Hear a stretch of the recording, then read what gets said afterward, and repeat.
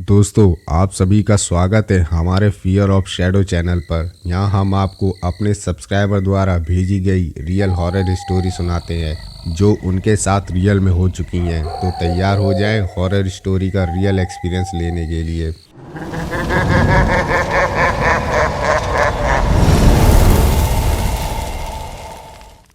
आज हम आपको दो कहानी सुनाने जा रहे हैं।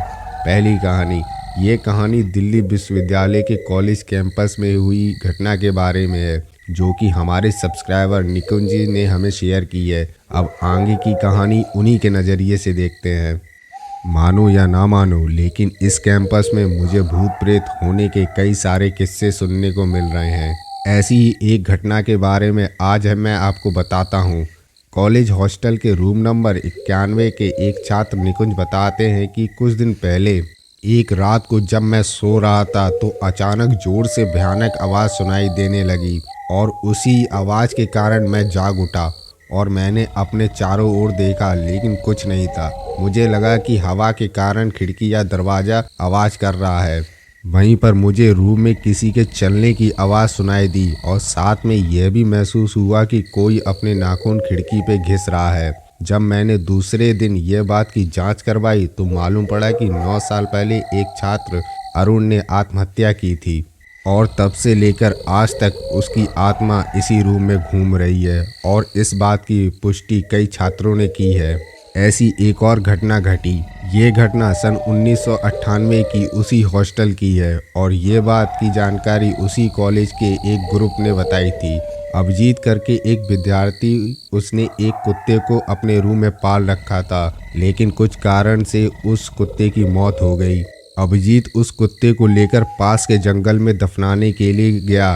वापस आकर अपने रूम में जाकर सो गया, फिर कभी उठा ही नहीं। अभिजीत की मौत कैसे हुई वो आज भी रहस्य है। ऐसी ही रहस्यमय घटना के कारण उस कॉलेज के छात्रों में डर बैठ गया और ऐसी ही सत्य घटना उस कॉलेज में कई बार होने लगी। दिल्ली विश्वविद्यालय के उत्तर दिशा की ओर करीबन 2 किलोमीटर दूर इंद्रप्रस्थ एक लेडीज़ कॉलेज है। कुछ समय पहले कॉलेज की एक विद्यार्थी सोनल मजाक मजाक में आत्माओं को बुलाती है। सिक्के के जरिए वो आत्मा आ तो जाती है, लेकिन 2-3 दिन तक वो आत्मा रूम से निकलने का नाम नहीं लेती। सोनल के कारण वो आत्मा कई छात्रों को हैरान परेशान करती है। बाद में सोनल उस आत्मा से माफ़ी मांगती है कि वो वहाँ से चली जाए। माफ़ी मांगने के 2 दिन बाद वो आत्मा वहीं से खुद वापस चली जाती है, लेकिन सोनल की हरकत के कारण उसे कॉलेज से निकाल दिया जाता है। ऐसी ही जो लोग रात को देर तक पढ़ाई करते हैं उसे कभी ना कभी भूतों का सामना करना ही पड़ता है। उन सभी को ऐसी अदृश्य शक्तियाँ होने का एहसास होता रहता है। तो दोस्तों, ये कहानी अनिल द्वारा भेजी गई है जो कि महाराष्ट्र के रहने वाले हैं। तो चलिए फिर कहानी को उनके नज़रिए से देखते हैं। महाराष्ट्र राज्य के नांदेड़ ग्राम के निकट रायपुर इलाके में आज भी खून की प्यासी डायनों का बसेरा है।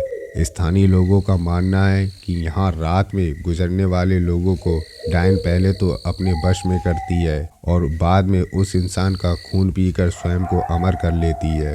वहाँ माना जाता है कि यह इलाका डायनों का है। यहाँ पर इंसान का कदम रखना खतरे से खाली नहीं है और अगर आप वहाँ पर गए तो किसी तरह की गलती आपके लिए काफ़ी नुकसानदायक साबित हो सकती है। अगर आपको ये यकीन ना हो रहा हो तो आप यहाँ पर किसी भी पेड़ में कील गाड़कर खुद देख सकते हैं, लेकिन आप लोगों को मौत से सामना जरूर हो जाएगा। आप लोगों को भले ही यह अंधविश्वास या अंधश्रद्धा लग रहा हो, इस भूतिया गांव का यही दस्तूर है। इस भूतिया गांव को अभिशाप माना जाता है। यहाँ पर एक दो नहीं बल्कि सारे इलाकों में डायनों का बसेरा जमा हुआ है। नांदेड़ के निकट इस छोटे से गांव में डायनों की अब पूरा राज बसा हुआ है। यहाँ पर ऐसा माना जाता है कि पहले यहाँ पर डायन रहा करती थी, लेकिन डायन ने गांव की कुछ लड़कियों की आत्मा को अपने वश में करके उनको अपने साथ में लगा लिया। आज वही लड़कियां इन डायनों के साथ मिलकर खुद को अमर रखने की कोशिश करती हैं। यह गांव की वही जगह है जहां वास्तविकता में यहाँ के पुरुषों को रात में निकलने पर प्रतिबंध है। कब किस कौन सी जगह पर डायन उन्हें अपने बस में कर ले कोई नहीं जानता।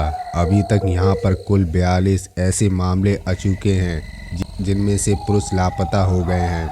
लेकिन उनका अभी तक कोई अता पता नहीं चला है। यही माना जाता है कि डायन उन पुरुषों को मार दिया होगा।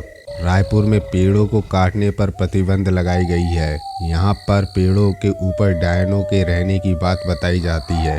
एक बार एक पेड़ काटने पर गांव के एक मनुष्य की मौत हो गई थी। तब से ही माना जाता है कि डायन का पेड़ काटने पर उसकी मौत हुई। यहाँ पर एक टूटी हुई हवेली के अंदर एक छोटी सी कोठरी है जिसमें कोई भी नहीं आता जाता, और माना जाता है कि इस अंधेरी कोठरी में जो भी गया वो वापस कभी लौट कर नहीं आया। 16 लोगों की मौत की गवाह इस भूतिया कोठरी को यहाँ के प्रशासन ने भी सील कर दिया है। डायनों को अपने वश में करने के लिए यहाँ पर कई तांत्रिकों ने अपनी पूरी शक्ति लगा दी, लेकिन इस बीच 5-6 तांत्रिकों की भी मौत हो गई, जिसके बाद तांत्रिक भी यहाँ की डायनों को अपने वश में करने से घबराने लगे। कहा जाता है कि गांव में हर अमावस्या और पूर्णिमा की रात को कोई बाहर नहीं निकलता। हालांकि ये काफ़ी पुरानी बात है। अब लोग अपने घरों को अच्छे से बंद करके घरों में रहते हैं। गांव में कुछ लोग ने यह भी अनुभव किया है कि अक्सर रात में चलते वक्त उन्हें अजीबोगरीब आवाज़ें सुनाई देती हैं, लेकिन पीछे मुड़ने पर कोई नहीं होता। गांव के रंजीत नाम के व्यक्ति ने तो अपनी बाइक पर एक डायन को लिफ्ट तक दी थी। काफ़ी लंबा रास्ता तय करने के बाद उसे एहसास हुआ कि उसके पीछे कोई बैठा हुआ है, पर उसने जब पीछे मुड़ कर देखा तो कोई नहीं था। रायपुर के लोगों का मानना है कि यहाँ कई साल पहले एक खूबसूरत महिला के साथ गांव के कुछ लोगों ने बलात्कार किया था। उसे बंदी बनाकर रख लिया और बाद में उस महिला की बेरहमी से हत्या कर दी। इसके बाद वही डायन बनकर यहाँ अपना बदला पूरा करती है। तो दोस्तों, आशा करता हूँ आपको ये रियल हॉरर स्टोरी पसंद आई होगी। तो ऐसी और हॉरर स्टोरी सुनने के लिए हमारे चैनल को सब्सक्राइब करना ना भूलें और वीडियो को लाइक करके अपना प्यार दिखाएं। धन्यवाद।